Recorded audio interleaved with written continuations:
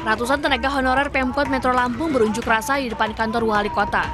Unjuk rasa dipicu terbitnya keputusan wali kota yang memberhentikan 540 orang tenaga honorer. Selain itu, massa juga meminta secepatnya mengusulkan pengangkatan mereka menjadi pegawai pemerintah dengan perjanjian kerja paruh waktu.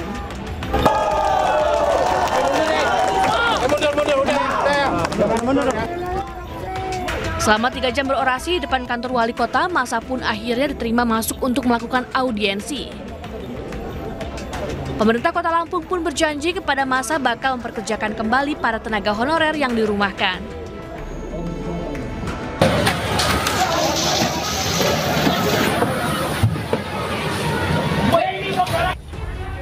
Aksi unjuk rasa yang tengah marak terjadi di berbagai daerah kerap mengganggu aktivitas masyarakat sekitar. Sejumlah langkah pun diambil, diantaranya dengan menyiapkan lapangan khusus untuk aksi unjuk rasa.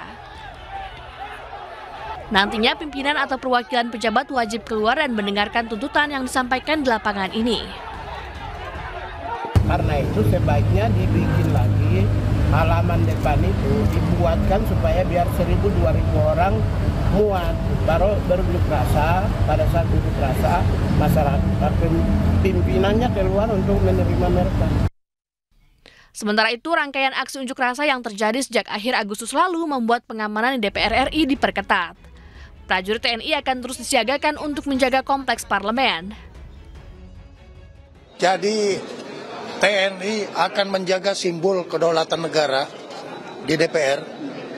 Jadi saya sudah menyetujui dan Panglima akan menindaklanjuti bersama para kepala staf bahwa instalasi DPR akan dijaga oleh TNI. Sampai dengan tadi katanya kondusif, ya, lebih kondusif lagi. Selain DPR RI, TNI juga menjaga gedung-gedung pemerintahan yang berhubungan dengan kedaulatan negara. Penjagaan akan dilakukan hingga kondisi dinilai kondusif. Tim Liputan iNews melaporkan.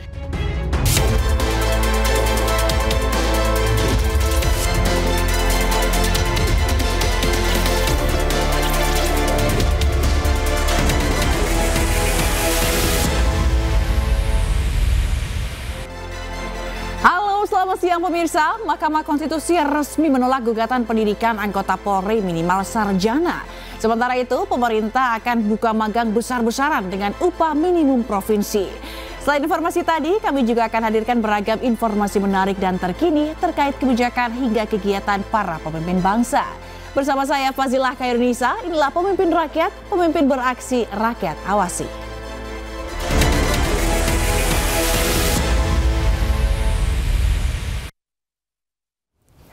Pemerintah terus menggodok keputusan Presiden terkait pembentukan Komisi Reformasi Kepolisian. Rencananya tim ini akan dilantik pada 2 hingga 3 minggu ke depan.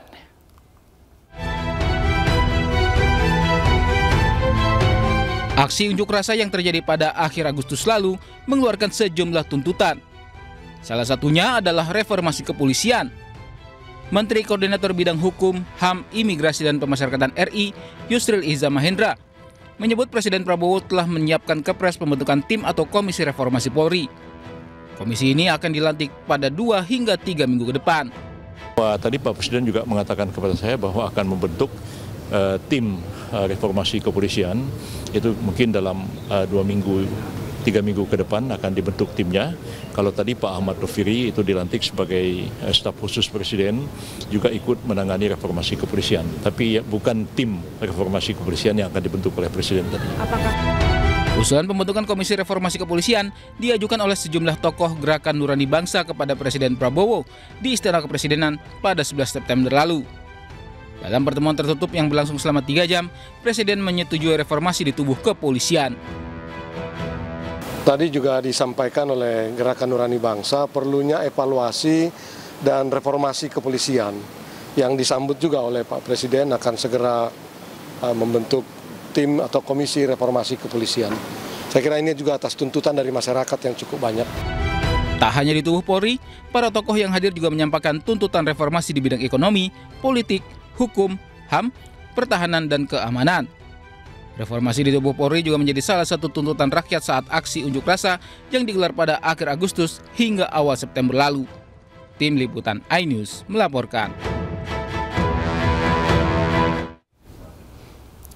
Pemirsa, pendidikan minimal S1 batal menjadi syarat calon anggota Polri setelah gugatan yang diajukan ditolak Mahkamah Konstitusi. 23 Romawi 2025. Dalam sidang yang digelar Rabu 17 Agustus 2025, Mahkamah Konstitusi resmi menolak gugatan uji materi yang meminta syarat pendidikan minimal S1 bagi calon anggota Polri. Mahkamah menilai para pemohon tidak memiliki kedudukan hukum untuk mengajukan gugatan ini. Gugatan diajukan oleh advokat Leon Maulana Mirza Pasha dan mahasiswa Zidan Zarian Kemal Pasha. Para pemohon beralasan peningkatan batas minimum pendidikan calon anggota polisi dapat meningkatkan kualitas dan kinerja kepolisian, khususnya dalam pemahaman hukum. Tahun 1945 dan seterusnya dianggap diucapkan. Amar putusan. Pengujian Undang-Undang Nomor 2 Tahun 2002 tentang Kepolisian Negara Republik Indonesia, permohonan nomor 133 PU 23 Romawi 2025. Dengan demikian tidak ada keraguan bagi Mahkamah untuk menyatakan pemohon 1 dan pemohon 2 selanjutnya disebut para pemohon tidak memiliki kedudukan hukum untuk bertindak. Erick Thohir resmi menjalani hari pertama sebagai Menteri Pemuda dan Olahraga usai dilantik Presiden Prabowo Subianto. Ada momen menarik saat Sertijab Menpora yang digelar hari ini. Sertijab Menpora dihadiri sejumlah Menpora terdahulu. Salah satunya adalah Roy Suryo yang menjabat sebagai Menpora pada Kabinet Indonesia Bersatu Jilid 2. Selain Roy Suryo, ada juga Agung Laksono hingga Zainuddin Amali. Serah terima jabatan digelar di Gedung Kemenpora Jakarta Pusat. Usai Sertijab, Menpora menekankan pentingnya membangun kapabilitas 131 juta pemuda Indonesia agar mampu bersaing secara global sekaligus cinta tanah air. Bayangkan para senior datang dan saya yakin para senior sudah punya visi misi blueprint sebelumnya. Kenapa setiap pengganti harus menggantinya? Padahal ini kalau dikonsolidasi ini sebuah keindahan buat kita semua, betul? Jadi para senior saya janji dan tentu khususnya Pak Niko, apapun yang Bapak-Bapak sudah lakukan kita akan rapikan, kita akan review, kita akan jalankan sama-sama. Tidak ada perbedaan di antara kita. Pengambilan sumpah jabatan oleh Presiden Republik Indonesia. Sebelumnya Presiden Republik Indonesia Prabowo Subianto resmi melantik Erick Thohir sebagai Menteri Pemuda dan Olahraga pada sisa periode masa jabatan 2024-2029 di Kompleks Istana Kepresidenan Jakarta Rabu sore. Usai dilantik, Erick menekankan terkait dirinya yang juga menjabat sebagai Ketua Umum PSSI. Erick menyerahkan keputusan itu kepada FIFA.